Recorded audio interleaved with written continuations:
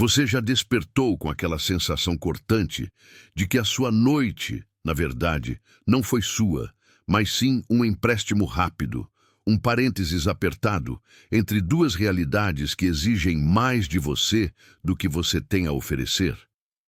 É um tipo de exaustão que não se resolve com sono. É um cansaço que parece ter se infiltrado na estrutura óssea, remodelando a sua percepção de tempo.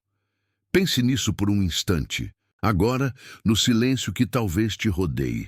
Esse cansaço não é apenas físico, é um fantasma que sussurra que o amanhã será idêntico, que a repetição é o único Deus verdadeiro. Para entender o que aconteceu em São Paulo no ano de 1929, precisamos primeiro nos afundar nesse tipo de fadiga. Precisamos sentir o gosto metálico da poeira que não saía da garganta, a umidade sufocante que permeava a neblina matinal e o cheiro azedo de óleo de máquina misturado com suor rançoso. Não estamos falando da São Paulo dos salões e dos novos ricos que desfilavam na Avenida Paulista. Estamos falando dos bairros operários, do Brás, da Mooca, onde a vida era medida em metros de tecido ou em toneladas de ferro fundido. E no coração desse turbilhão de vapor e miséria, erguia-se a Fábrica Santana. Não era a maior, nem a mais moderna, mas possuía uma reputação peculiar, um magnetismo sombrio que puxava a vida de quem ousava cruzar seus portões de ferro batido. O Santana era uma tecelagem, um monstro de tijolos escuros onde centenas de fusos giravam numa velocidade incessante, trançando algodão, trançando destino e desfiando a sanidade.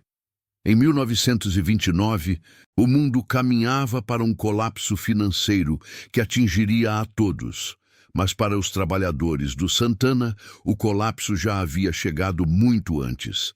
Ele se manifestava na cadência impiedosa das máquinas, um ritmo que não permitia erro, não permitia pausa e que, mais importante, não reconhecia a distinção fundamental entre o dia e a noite. Os turnos da Santana haviam se tornado lendários. Inicialmente, seguiam a lei 12 horas, depois, talvez 14. Mas com a ambição crescente dos donos e a desesperada necessidade de produção, os horários começaram a se esticar como borracha velha, tornando-se algo maleável, algo perverso. A fábrica, que havia instalado geradores a diesel para operar ininterruptamente, começou a exigir o impossível. Turnos que se fundiam. Imagine a cena. Você, talvez um jovem vindo do interior, ou um imigrante italiano, ou um português, todos empilhados em cortiços próximos, onde a única janela dava para o vapor fétido. Você acorda. Se é que a palavra acordar se aplica a quem nunca descansa de verdade. E o ruído te chama. Desde a primeira vez que você entra naquele chão de fábrica, você sente a opressão arquitetônica. O Santana não foi construído para ser confortável. Foi construído para ser eficiente, e o horror está na eficiência. Os tetos eram altos, mas a luz que vinha das lâmpadas incandescentes era fraca, amarelada e sufocante, criando sombras longas e dançantes que pareciam ter vida própria no meio do algodão que voava. O barulho. O barulho. Era um rugido constante. A sinfonia metálica de dezenas de teares trabalhando ao mesmo tempo. Era tão alto que engolia as palavras, engolia o pensamento. As pessoas só se comunicavam por gestos, por olhares vazios. Com o tempo, esse ruído não era mais algo que você ouvia com os ouvidos. Ele se tornava uma vibração dentro do seu crânio, ressoando nos seus ossos, fazendo você sentir que estava permanentemente dentro de um motor. Se você ficasse em silêncio por um segundo, o que era impossível lá dentro, o zumbido continuava. Era o seu próprio corpo que agora produzia aquele som infernal. A fábrica não tinha janelas que mostrassem o sol ou a lua de forma clara. Havia vãos altos, sujos de graxa e poeira, que apenas permitiam que uma luz cinzenta e indefinida se espremesse, misturando-se à luz artificial. Isso era crucial. Era o primeiro golpe no psicológico dos trabalhadores. O dia e a noite se tornaram indistinguíveis. Eles não sabiam mais se estavam trabalhando no turno da manhã ou se já era madrugada fria de quarta-feira. A única referência era o relógio de ponto, uma máquina fria e imponente na entrada principal. Mas o relógio de ponto, diziam os mais antigos, era uma mentira conveniente. A fábrica começou a pedir 12 horas, depois mais 2, depois mais 1. E o capataz, um homem magro e pálido chamado Lourenço, com olhos que pareciam não ter pálpebras, apenas apontava para os fusos e balançava a cabeça negativamente se alguém ousasse mencionar o cansaço. O que acontecia era uma sutil e constante erosão da realidade. Você começava a ver padrões onde não havia. Via fios se movendo sozinhos. Via vultos nas passagens estreitas entre os teares. Não eram fantasmas inicialmente, eram reflexos da sua própria privação de sono. Quando você está acordado por 30, 40 horas seguidas, seu cérebro começa a preencher as lacunas com coisas que não existem, ou pior, com coisas que deveriam existir, mas que o medo não permite que você nomeie. Um dos trabalhadores, chamado João, um jovem que estava ali há apenas 6 meses, começou a relatar algo estranho que se tornaria a fundação do pavor. João trabalhava na manutenção das máquinas, e era seu dever engraxar e limpar o maquinário durante as raras e breves paradas. Ele percebeu que, não importava quantas vezes ele olhasse para o relógio de parede, um imenso disco branco pendurado acima da área de expedição. Os ponteiros pareciam estar sempre na mesma posição quando ele voltava de um rápido intervalo. Claro, era a exaustão. Era a mente pregando peças. Mas ele começou a cronometrar. Ele pedia a outro colega para observar a hora antes de ele sair para a pocilga imunda que servia de banheiro, um intervalo de não mais que 5 minutos. E quando ele voltava, o ponteiro grande não havia se movido o equivalente a 5 minutos. Às vezes, ele parecia ter retrocedido um pouco. Outras vezes, estava parado. O relógio do Santana estava doente. E o tempo ali dentro não obedecia às regras do mundo exterior. Quando João mencionou isso, foi silenciado com a risada áspera dos outros. Eles já estavam tão acostumados com a irracionalidade do trabalho que a ideia de um relógio quebrado era a menor das suas preocupações. A preocupação deles era a dor nos pés, a tosse seca que vinha do pó de algodão e a fome constante. Mas essa anomalia persistia. Se você está aqui agora ouvindo isso e a luz está baixa onde você está e você está sozinho, eu preciso que você preste atenção a essa repetição. Ela é a chave. A repetição nos turnos, a repetição do barulho, a repetição da fome. A fábrica Santana transformou a repetição em uma arma psicológica de calibre atômico. Eles eram forçados a realizar as mesmas tarefas, o mesmo movimento de mão, por horas a fio, sem propósito além de manter a máquina rodando. Era como se o trabalho deles não fosse produzir tecido, mas sim alimentar o ritmo do maquinário. A linha de produção ditava a vida, e a vida não tinha mais pausas. O próprio corpo se tornava uma peça da engrenagem. O que aconteceu em seguida foi uma mudança nos padrões de sono. Quando finalmente eram liberados, depois de 16, 18 horas, eles voltavam para os seus cortiços e desabavam. Mas o sono não vinha como descanso, vinha como uma convulsão. Eles não sonhavam com descanso ou com suas famílias. Eles sonhavam com a fábrica. E esse é o ponto onde o horror começa a se aprofundar, onde a realidade do trabalho se funde com a dimensão do pesadelo. O sono de quem trabalha no Santana era preenchido pelo som dos teares. O clac, clac, clac constante, o estalo do fuso. Eles acordavam no meio da noite, encharcados de suor, e juravam que podiam sentir o cheiro do óleo e do algodão queimado, mesmo estando a quilômetros da fábrica. A mente deles, forçada a viver naquele ritmo por tanto tempo, começou a replicá-lo mesmo em repouso. O Santana não lhes dava turnos, ele lhes roubava o tempo de vida e o substituía por uma gravação sonora de si mesmo. E foi nesse estágio de privação total, onde a linha entre o que era real e o que era alucinação estava fina como um fio de seda, que o capataz Lourenço impôs a regra final: a fusão dos turnos. Não haveria mais distinção entre o turno da noite e o turno do dia. Eles chegariam a um horário determinado e só sairiam quando a produção atingisse um número quase inatingível. Na prática, isso significava que eles trabalhariam até desmaiar, e quando desmaiavam, eram arrastados para um canto úmido e jogados ali para acordar e voltar imediatamente ao trabalho. O corpo começou a trair a todos. As mãos, calejadas e feridas, mal conseguiam sentir a textura do algodão. Os olhos ardiam tanto que a luz amarelada parecia um soco. E a paranoia se instalou como uma doença contagiosa. Eles começaram a sentir que a fábrica estava observando. Não era o capataz, que era apenas um homem. Era o prédio em si. Os tijolos escuros, as vigas de ferro maciço que suportavam o telhado, tudo parecia ter uma consciência fria, antiga, que se alimentava do esforço. Eles estavam presos dentro de um ciclo de tempo que a fábrica controlava.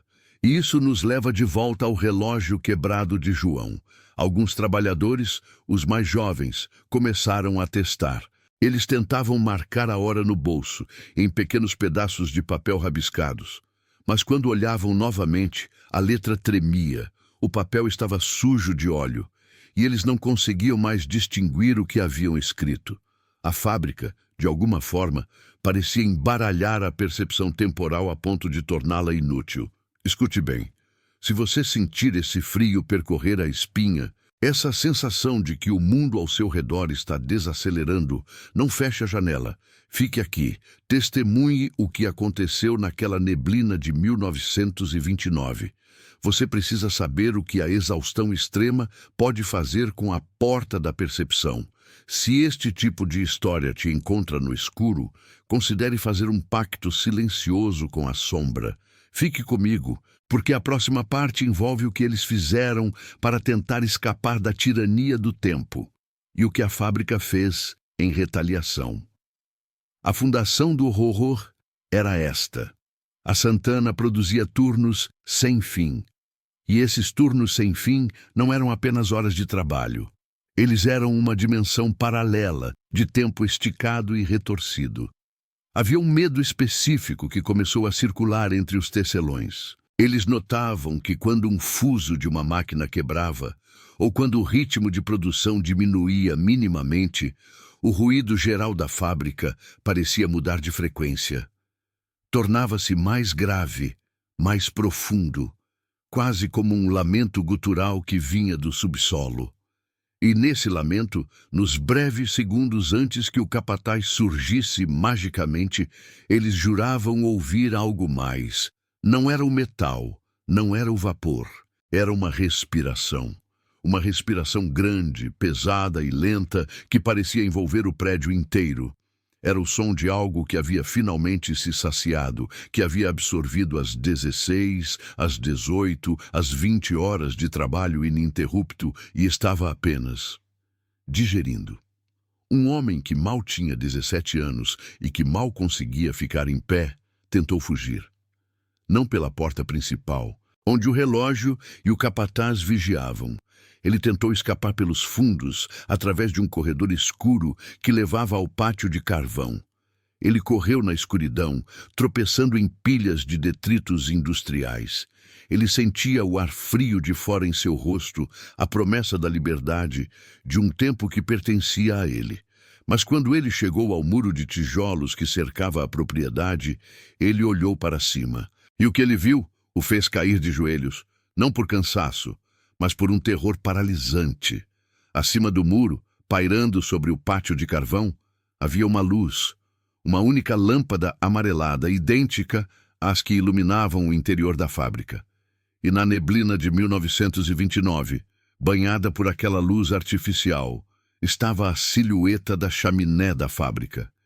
Ele havia corrido por minutos, talvez 10 minutos no escuro, desesperado para encontrar a rua. Mas ele não estava na rua, ele estava no pátio de carvão. Ele estava, de alguma forma, ainda dentro da cerca da fábrica. E pior, ele olhou para trás e viu o corredor que acabara de percorrer. Ele parecia ter diminuído de tamanho, como se a própria arquitetura tivesse se retraído para mantê-lo preso. O portão de ferro que dava para a rua parecia estar a uma distância impossível. O tempo não apenas estava quebrado na fábrica Santana.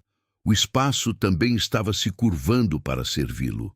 Quando Lourenço, o capataz, o encontrou, ele não estava correndo. Estava apenas sentado, olhando para as próprias mãos que tremiam incontrolavelmente. Lourenço não gritou. Ele apenas se abaixou, colocou a mão no ombro do garoto e disse uma única frase que ressoaria na cabeça de todos os trabalhadores pelos anos seguintes. Não adianta fugir. A máquina precisa de você. Você está no turno para sempre. O que ele viu, o que fez o tempo e o espaço se dobrarem, era a própria manifestação da exaustão coletiva. O horror da Santana não era sobrenatural, no sentido de um fantasma com correntes. Era o horror do capital, da exploração levada a um ponto de negação da própria biologia humana, onde a máquina não apenas usava o trabalhador, mas o assimilava, transformando-o em parte de sua dimensão temporal distorcida. O corpo deles estava fora, mas a alma e o relógio interno estavam presos, girando com os fusos. Eles não tinham mais um lar, não tinham mais tempo livre, eles tinham apenas o intervalo entre os clac, clac, clac do tear. Uma pausa que era apenas a preparação para o próximo ciclo de privação. E se você acha que isso é apenas uma história antiga, sobre uma fábrica em 1929, pense sobre o seu próprio tempo. Pense nas horas que você gasta fazendo a mesma coisa, na tela ou na mesa, na sensação de que as sextas-feiras nunca chegam. Pense no ruído constante da sua rotina. Pense em quanta da sua vida você já entregou. Nós terminamos esta primeira parte com a certeza que os trabalhadores do Santana adquiriram. Eles estavam presos em um loop, e a única forma de sair era que o loop, a fábrica, parasse de girar. Eles sabiam instintivamente que o monstro de tijolos não pararia de girar por vontade própria. Ele precisava ser interrompido. Mas como se destrói algo que se alimenta do tempo? Se você já sentiu a repetição te engolir, se já percebeu que o seu dia é o mesmo de ontem, deixe um sinal nos comentários. Escreva apenas: eu ouvi o ruído. Compartilhe essa história, mas só com alguém que você sabe que vai entender o que é o medo da rotina e que não deve assistir sozinho. Na próxima parte, vamos nos aprofundar nos sonhos que a fábrica produzia. Os turnos sem fim estavam começando a gerar algo no subsolo, algo que os trabalhadores chamavam de a contagem, algo que esperava pacientemente na escuridão que a luz amarela nunca alcançava. Feche os olhos e me diga: você tem certeza de que as batidas que você ouve agora são as do seu coração? Ou é o som de algo que começou a tecer um turno que não tem fim? Olhe para o relógio da sua parede. Veja bem onde ele está, porque quando você olhar de novo, eu não garanto que ele estará no mesmo lugar. Você já chegou ao ponto de não saber mais se está acordado ou sonhando. Esse ponto onde a realidade se dissolve e o corpo vira apenas uma casca dolorida, vazia. É nesse lugar, nesse estado de neblina mental, que a fábrica de São Paulo em 1929 operava. Não era apenas um prédio de tijolos e fumaça. Era uma máquina de triturar o tempo, e essa máquina tinha apetite. Um apetite voraz, que ia muito além da produção de fios de algodão ou tecidos finos para a burguesia que nunca sentiu o peso da exaustão. Era a própria essência vital que estava sendo drenada. turno após turno, em uma cadência que se provava não ser mais cíclica, mas sim infinita. Os trabalhadores, que na parte 1 ainda tinham vestígios de humanidade ou a memória recente de um sol de domingo, agora eram sombras alongadas. A fadiga que os consumia não era apenas o cansaço muscular do corpo que se dobra sobre a roca ou se estica para alcançar a alavanca. Era uma entidade própria, pesada e úmida, que se agarrava aos poros da pele como um mofo invisível. Ela não permitia o descanso, mas sim uma suspensão contínua, uma espera dolorosa pela próxima alavanca, pelo próximo ciclo, que parecia a eterna repetição de um erro cósmico. O barulho. Ah, o barulho! Você conseguiria imaginar um som tão alto e constante que ele se tornasse o silêncio? Naqueles galpões quentes e fétidos, onde o ar era denso com a poeira do algodão e o cheiro metálico de óleo de máquina misturado a suor rançoso. O som das máquinas se fundiu à própria percepção auditiva. Não era mais ouvido, era sentido. Vibrava nos ossos da testa, zunia nos dentes e, o pior de tudo, parecia modular-se à frequência do desespero interno. Não era um som uniforme. Havia sempre um clique a mais, uma engrenagem que gemia em um tom sutilmente diferente, um ruído que não se encaixava na sinfonia da produção. E esse ruído deslocado era o que mantinha os homens e mulheres à beira do colapso, na expectativa do que estava quebrando. Mas não era a máquina que quebrava, era a mente. E se você se sente atraído por essa escuridão, por essa urgência de saber o que vem a seguir, de ver a verdade até o fim, é crucial que você não desvie o olhar. Fique, assine essa nossa confissão silenciosa, porque o que vem a seguir você vai querer que fique registrado para quando você sentir que o seu próprio turno está se alongando demais. O tempo. O tempo havia deixado de ser um marcador externo. Dentro da fábrica, ele se tornou maleável, perverso. Ninguém mais usava relógios de pulso, não apenas por medo de danificá-los, mas porque eles simplesmente paravam. A eletricidade estática ou o magnetismo emanado daquela monstruosa infraestrutura pareciam sugar a própria cronologia. Alguns juravam que, em certos pontos do galpão, se você olhasse muito rápido para o calendário rabiscado na parede, os números piscaram e voltaram para trás. Não dias, não semanas, mas meses. A sensação era de que eles estavam trabalhando não para um futuro, mas para ressarcir um passado que nunca existiu. Os mestres de turno, figuras cruéis e silenciosas, eram o braço visível desse tempo distorcido. Eles nunca pareciam precisar comer, beber ou, o mais aterrorizante de tudo, dormir. Seus olhos, sempre injetados e fixos, percorriam as linhas de produção com uma calma insidiosa. Eles não gritavam muito. O medo que eles inspiravam era muito mais profundo do que a ameaça de punição física. Era o medo de que eles fossem parte do mecanismo, extensões da fornalha. Havia um boato persistente, sussurrado entre os teares, que se você trabalhasse ininterruptamente por um ciclo de 72 horas, sem ceder ao sono profundo, você atingia um estado de clarividência. Mas não era a clarividência do futuro. Era a clarividência da máquina. Os poucos que chegaram a esse estado e sobreviveram não falavam sobre o que viram. Eles apenas voltavam ao trabalho com um silêncio ainda mais pesado, seus movimentos se tornando mais fluidos, mais aceitos, como se tivessem sido integrados ao ritmo infernal. A paranoia se tornou o oxigênio da fábrica. Como diferenciar a realidade da alucinação induzida pela privação de sono e nutrição precária? Havia as sombras. Sempre as sombras. Você está olhando fixamente para um ponto, seus olhos ardendo, tentando manter a mente na tarefa, e de repente, no canto da visão, há uma figura. Ela é alta, magra, parada. Você vira a cabeça rapidamente, esperando encontrar um colega de trabalho. E não há nada. Apenas os rolos girando e a poeira dançando na luz fraca. Mas a sensação de ter sido observado não se esvaía. Ela se instalava na nuca como um inseto frio, lembrando que a fábrica estava atenta.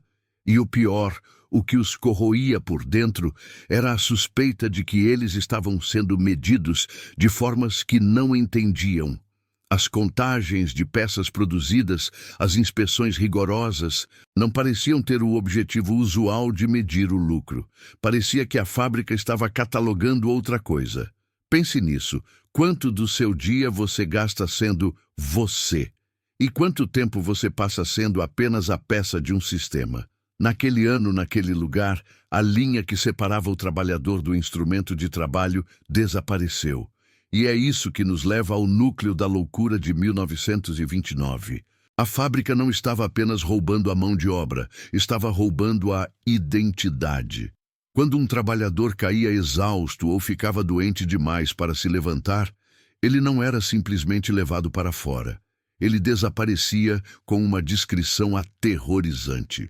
O espaço que ele ocupava ficava vago por poucas horas, e então era preenchido por um novo recruta trazido das periferias, um rosto fresco, ingênuo e ainda cheio de luz. Mas o que acontecia com o trabalhador anterior? Os relatos variam. Diziam que eles eram jogados na caldeira, o que era um horror físico previsível. Mas os sussurros mais antigos e mais gelados falavam de algo pior, que eles eram processados. Não fisicamente, mas a memória, a essência do seu cansaço, a soma de seus movimentos repetitivos. O que a fábrica produzia, no final das contas, não era apenas tecido, era o peso da jornada cristalizado. Havia um cheiro específico que acompanhava as horas mortas, às 3 da manhã, quando o desespero atingia seu ápice e as sombras pareciam mais densas. Não era só óleo ou suor, era um cheiro de papel queimado e algo mais sutil, algo que lembrava lágrimas secas e eletricidade. Os que ousavam olhar para o chão perto das máquinas de fiação mais antigas podiam ver, sob as camadas de graxa e poeira, manchas que pareciam marcas de queimadura, mas não marcas de fogo, marcas de algo que foi removido. A sensação de estarem perdendo sua própria história de vida tornou-se um terror diário. Os homens e mulheres começaram a esquecer os nomes dos próprios filhos. Não por descuido, mas porque a memória era ativamente suprimida pelo esforço contínuo. Tentar lembrar-se de um rosto amado era como puxar uma corda que não estava lá. O esforço mental era tão grande que causava náuseas físicas. A máquina queria a mente vazia, pronta para ser preenchida apenas com a próxima tarefa. Se você já sentiu um frio inexplicável no meio de uma rotina, se já viu algo que não estava lá, se lembre desse nome: 1929. Não hesite em dizer nos comentários apenas uma palavra: eu ouvi, para sabermos que não estamos sozinhos nessa vigília. E se você conhece alguém que vive essa rotina que aperta a alma, talvez ele precise ouvir isso antes que a noite termine. E a fábrica não se contentava em tirar apenas a memória pessoal. Ela estava apagando a memória coletiva. Não se falava de política, não se falava de sindicatos, não se falava de revolta. A opressão era tão grande que o simples ato de conceber a liberdade era exaustivo demais. Eles estavam presos em um presente eterno, onde o único futuro era o próximo turno. O paradoxo da produção era que, apesar das toneladas de matéria-prima que entravam, a saída não parecia corresponder. Os caminhões saíam carregados, sim, mas os que inspecionavam o produto notavam uma frieza, uma falta de vitalidade nos tecidos. Eles eram impecavelmente feitos, mas vazios. Como se a qualidade do produto fosse inversamente proporcional à qualidade de vida daqueles que o faziam. O tecido carregava consigo não o valor do algodão, mas o eco do desespero. E foi nesse estágio de dissolução mental, quando os turnos não tinham mais nome e os dias não tinham mais forma, que a anomalia se tornou mais clara. Não era só a exaustão, era a presença. Existia, no coração da fábrica, na área das caldeiras, uma seção proibida, mantida sob 7 chaves e sob a guarda dos mestres mais antigos e silenciosos. Era ali que a matéria-prima mais valiosa era, diziam, processada. Não era o algodão, eram os resíduos. Não resíduos físicos, mas os resíduos emocionais, a frustração não dita, o desejo de fuga reprimido, a dor dos braços inchados, o tempo roubado. Os trabalhadores mais antigos contavam a lenda da Sala dos Espelhos, um lugar onde o tempo parou de vez e onde a fábrica guardava o que ela havia absorvido. Era a câmara de compressão da alma. Diziam que lá dentro você podia ouvir todos os gemidos não dados, todos os gritos que foram sufocados pelo medo da demissão. E esse som concentrado, essa massa de sofrimento, era o que mantinha as luzes acesas, alimentava as caldeiras e garantia que o turno seguinte sempre chegasse, pontual e cruel. Ainda estamos no meio dessa noite sem estrelas. O relógio biológico da fábrica ainda bate um ritmo que nos esmaga. Nós apenas arranhamos a superfície do que significa ter o seu tempo roubado e transformado em mercadoria. A próxima parte nos levará diretamente ao coração dessa escuridão, à Sala dos Espelhos, e ao que de fato está sendo tecido nas entranhas daquela monstruosidade de concreto e suor. O preço real de um turno sem fim nunca é pago com dinheiro. Ele é pago com o que você jamais poderá recuperar. E escute, o ar aqui dentro está ficando mais rarefeito. Eu sinto um cheiro de ozônio e ferrugem. E se você está sozinho agora, é melhor fechar bem a porta. Eu não tenho certeza de que o silêncio que você está ouvindo é realmente vazio. Eu ouço um clique extra, como se a máquina tivesse acabado de registrar o seu nome. E o seu tempo, o que se segue a esta altura, não é mais uma história sobre exaustão física, mas sim sobre o colapso da realidade. Se você conseguiu chegar até aqui, se você ouviu atentamente sobre a poeira de relógio e o ruído da engrenagem que não precisava de vapor, então você já é cúmplice de um segredo que talvez devesse ter ficado sepultado nas fundações úmidas de São Paulo, na beira daquele riacho poluído de 1929. Você notou a diferença, não é? O cheiro de graxa e suor cedeu lugar a algo mais insidioso. Um aroma metálico, frio, como sangue seco em um mecanismo que nunca para de girar. Era o cheiro da eternidade barata. Neste ponto final, a fábrica já havia consumido todos os limites externos. O sol, a lua, a alternância entre claro e escuro, tudo isso se tornou irrelevante. O capataz, aquele homem cuja voz era a única baliza entre a sanidade e o abismo, havia parado de gritar há dias. Ele não precisava. O grito se internalizou. Ele agora era o ruído de fundo, a frequência constante que mantinha todos os operários dançando no ritmo lento da deterioração. Tente imaginar. Você está ali, no meio do salão. A névoa quente e densa de metal e esforço humano faz seus olhos arderem, mas você não consegue piscar, não consegue parar de olhar para as mãos que se movem à sua frente. As mãos não são mais suas, elas pertencem ao turno. E se elas pertencem ao turno, o que sobra de você? O clímax não foi um incêndio ou um protesto, o clímax foi a quietude. Houve um momento, uma fração de segundo no que deveria ser o 20º dia de trabalho contínuo, em que as máquinas, de repente, pararam de fazer o barulho que esperávamos. Não um silêncio total. Isso teria sido misericordioso. Foi o silêncio do movimento. As correias pararam de deslizar. As prensas cessaram seu baque seco. Mas o motor principal que ficava nas profundezas do porão, continuou a vibrar. E foi aí que a verdade se revelou, lenta e dolorosamente, como um dente sendo arrancado sem anestesia. O motor não precisava mais das máquinas. As máquinas, os tornos e as fiandeiras haviam sido meros intermediários. A função original da fábrica era produzir tecidos e ferramentas, mas seu propósito secundário, o verdadeiro objetivo, era muito mais sombrio. Eles estavam produzindo o tempo, ou melhor, a ausência dele.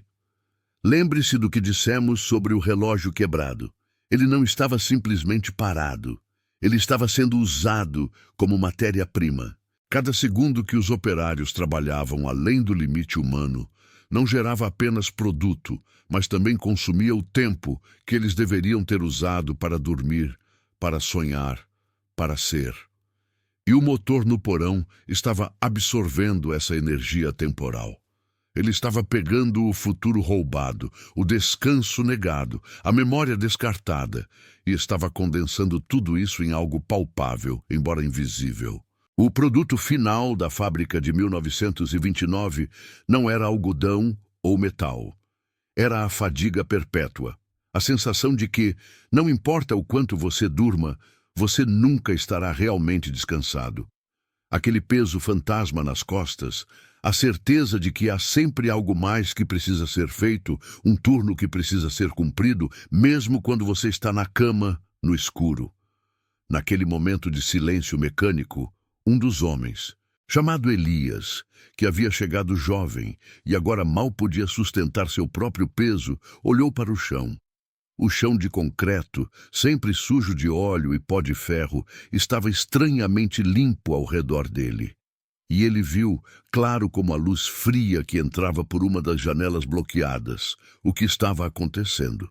Os operários, parados, não tinham mais a aparência de homens. Suas peles estavam esticadas e cinzentas, seus olhos eram opacos, mas o mais perturbador era o som que vinha deles, substituindo o ruído da máquina. Era um zumbido baixo, uma oscilação rítmica.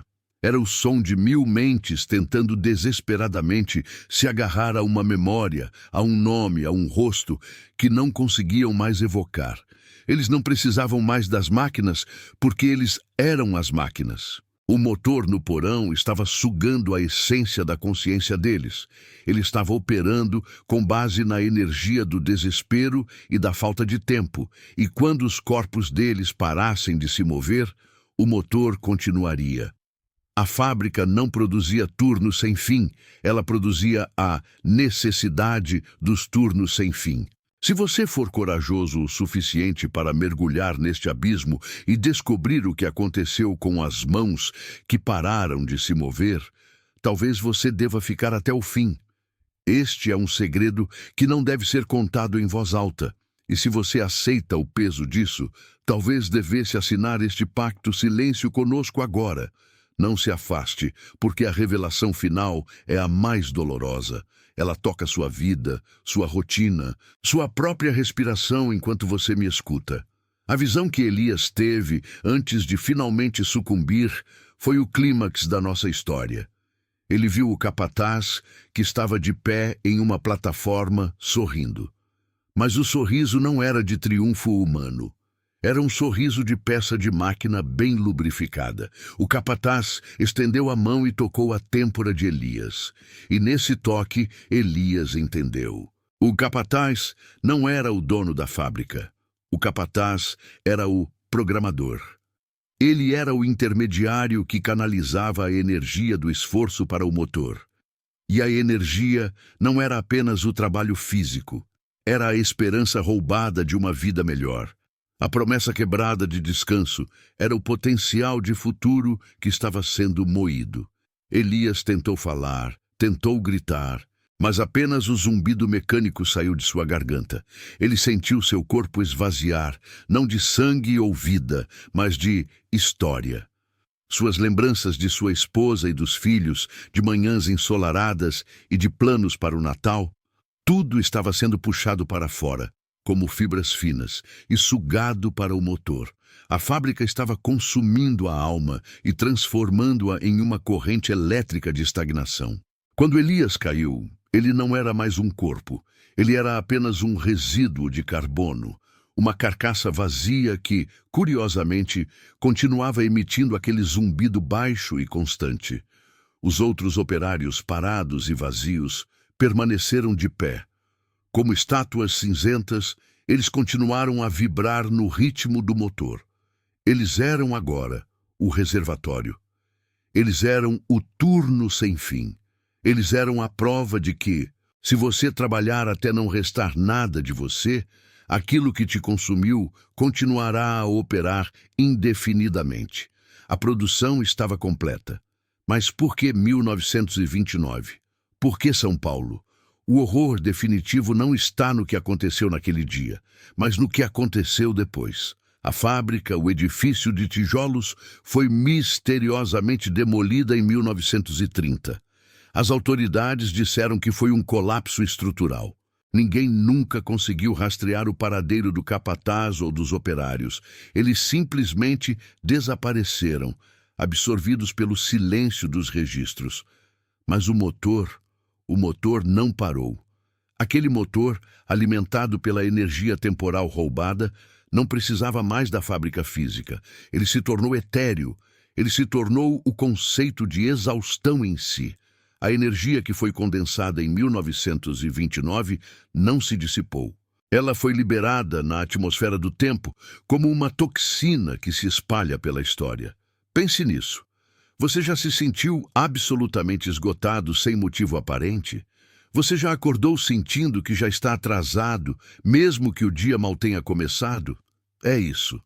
O turno sem fim de São Paulo, 1929, é a razão pela qual nós, hoje, vivemos em uma cultura de fadiga perpétua. O resíduo daquele motor é a força sutil que empurra você a verificar o e-mail às 3 da manhã.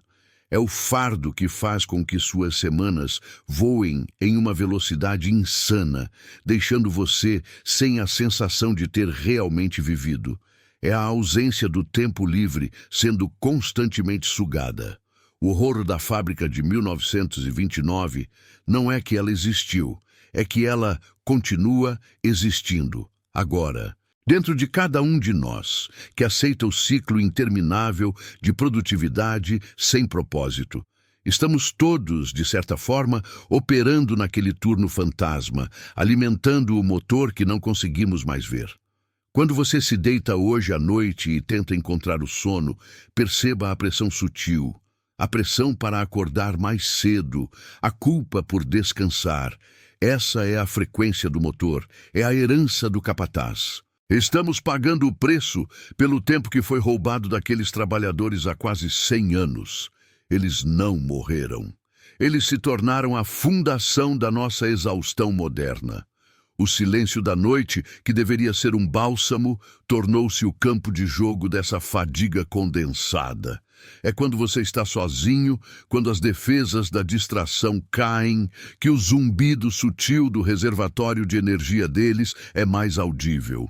Você pode sentir o peso do trabalho que não é seu, mas que foi imposto a você pelo tempo. Não ignore o sinal.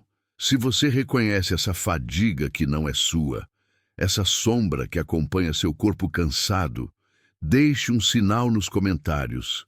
Escreva, eu ouvi ou não estou sozinho, porque o primeiro passo para resistir a um turno sem fim é reconhecer que você está nele. E se você conhece alguém que vive à beira do colapso, que está sendo consumido por essa máquina invisível, compartilhe isso. Não deixe que ele assista sozinho, porque a solidão é o primeiro turno que a fábrica sempre exige. Eles se foram, aqueles operários, mas o ciclo está completo. O que a fábrica produziu foi a ideia de que o descanso é um luxo e não um direito. E essa ideia é a mais eficiente máquina de trabalho que já existiu. Escute o silêncio agora. Feche os olhos. Você consegue ouvir o zumbido, a vibração baixa e rítmica que não pertence à sua casa, mas que está ressoando nos seus ossos. É o som daquele motor de 1929. Ele está funcionando, ele está esperando, e ele sabe exatamente quanto tempo falta para que você seja completamente consumido. Não olhe para o relógio. O relógio é uma mentira. A única verdade é o ritmo constante. E você está atrasado. Você sempre esteve atrasado. E o turno? O turno ainda não acabou. Apenas não pare de respirar. Não pare de respirar no ritmo da máquina. Porque se você parar, se você descansar, eles vão saber que você finalmente está pronto para ser absorvido. Boa noite. Ou melhor, bom turno.